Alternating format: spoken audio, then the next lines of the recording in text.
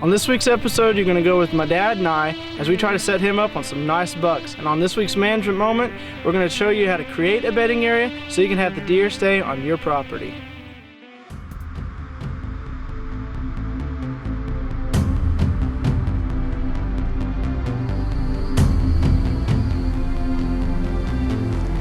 The legacy of the sportsman is fading.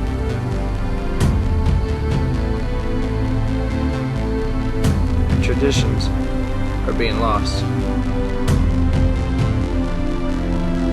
We are not just meant to live on this earth, but we are to subdue it and have dominion over it. To preserve the sport of hunting, pass on traditions to the youth.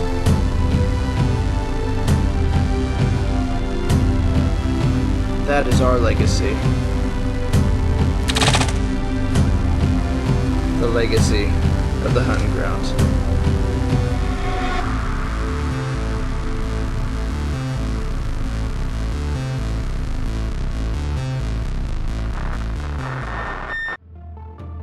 The Hunting Grounds is brought to you by Lucky Buck, Popeyes of Northwest Arkansas, SJF Productions, Rhino Outdoors, Eagle Seed, Antler Dirt, Shaybug Design, and Hook, Line, and Sinker Outdoors. It's opening morning muzzleloading season.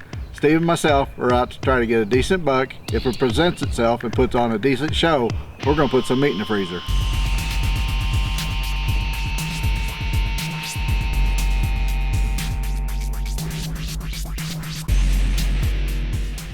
So I'm out there with Dad muzzleloading. We set up this makeshift ground blind on this area that's a great travel corridor. And we got kind of down the ridge a little bit where we can see the ridge in front of us and we can watch the ridge behind us, and we know that we're going to be able to call in a buck. It's just a matter of time.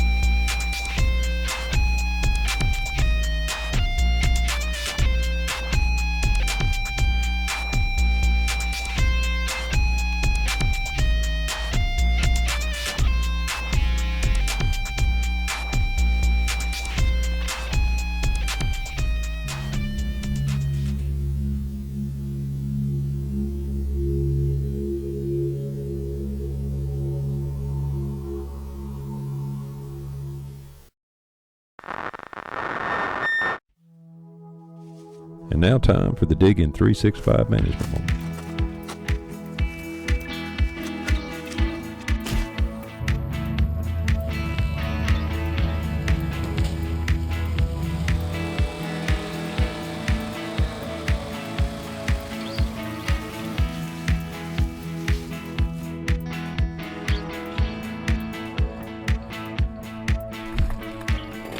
Now, the thing I always say is the most important thing to do on any kind of property that you're managing, especially a small portion of property, is to have a sanctuary area on that property, also known as a bedding area. I just choose to call it a sanctuary area because it should be an area that you don't put any kind of pressure on those deer year round, and it's going to help the deer stay on your property. I've had a lot of questions about how do you make bedding area and what do our bedding areas look like. Now, the first thing you need to do is find a natural bedding area on that property, an area that's going to be out of your way of traveling on or off that property so you can keep the pressure down in that area. Now, once you have your sanctuary area established, we like to go in and do a prescribed burn if we can. Helps eliminate that fuel on the forest floor, which in turn promotes a lot of great undergrowth that's great for the deer to browse on and to bed in.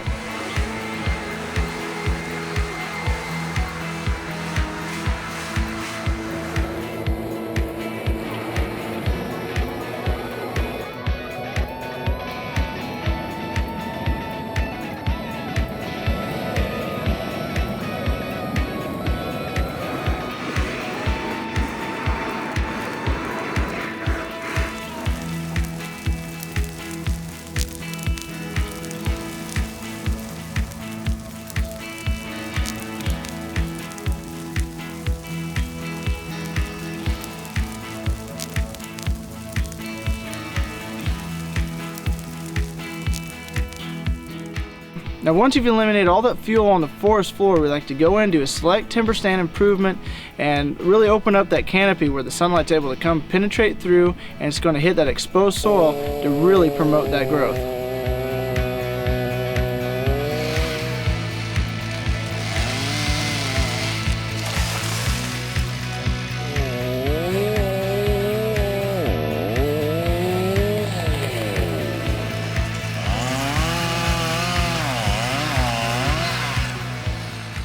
Now this area, you can see we came in a few years ago, did a select timber stand improvement, did a prescribed burn through this area, and it's very green and very lush. You can find deer in this area every day and every night. They love to bed in it, and it's pretty much a year-round food plot because, as you can see, there's so much here for the deer to browse on.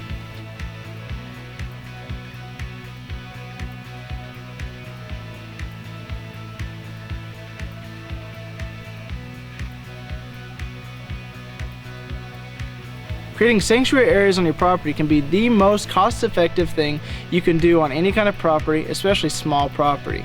Before you plant your food plots or do anything else, go in and create those sanctuary areas, and you're going to hold deer on your property and not your neighbors.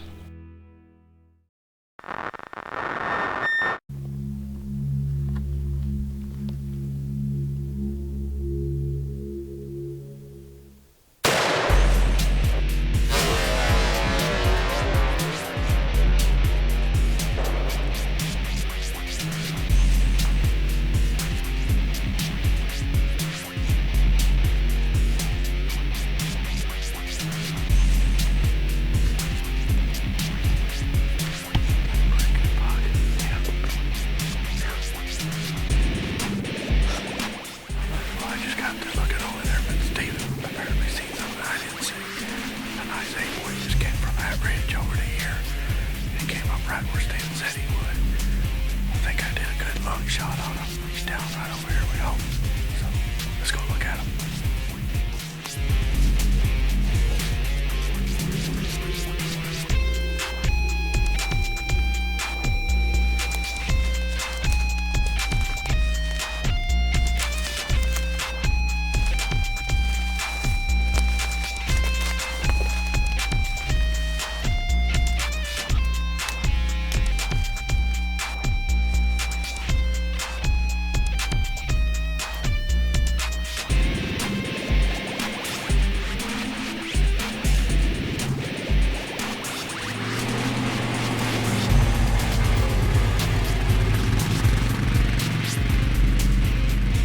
Now since we got some meat in the freezer, now we're out to look for Big Boy. Stephen woke me up this morning, told me where the Big Boy would be, showed me how to work the camera, and now it's off to the stand. Unfortunately, that morning I woke up with a 104-degree temperature. I felt awful, so I wasn't going to be able to go out and stand and record Dad. So I woke up, rigged up the camera on the gun, woke him up and told him where I've been seeing the Big Boy, and was hoping that he'd get the shot.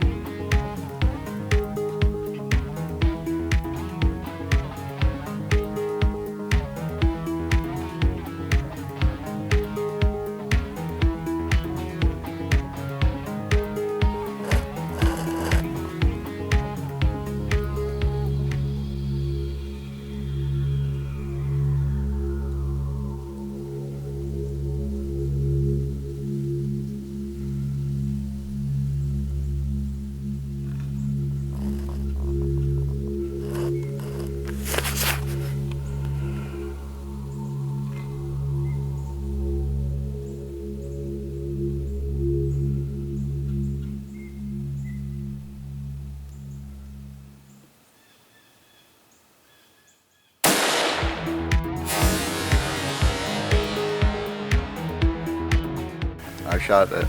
I'm hoping it's that big 9-point. I went and got Steve. He's been sick this morning, so he's not feeling good, sore throat. So I got Steve for a recovery, and we're going to go take a look at him.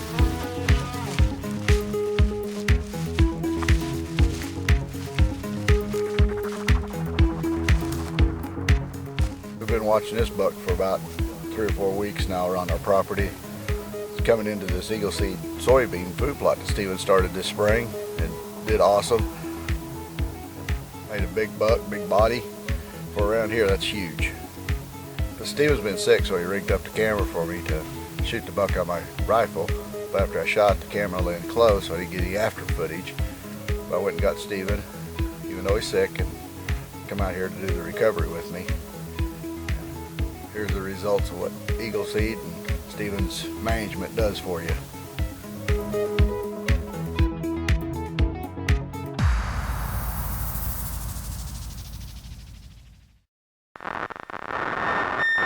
Well, that's it for this week's episode. If you guys like to watch more of our videos and learn more management techniques that we use on our property, go to www.thehuntingrounds.com. And until next time, go out of your way to get a youth or a new hunter involved in the outdoors, and as always, have a better than average day.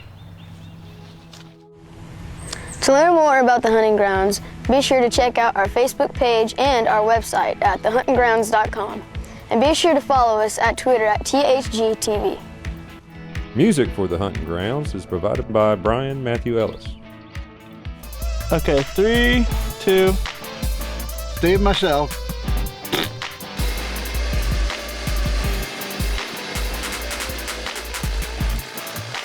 Three, two. That means go. Oh, I can't wait for one. Okay. Well, we're headed out to the Twin Creek 60 early this morning because we have just an absolute ton of work to get done out there before.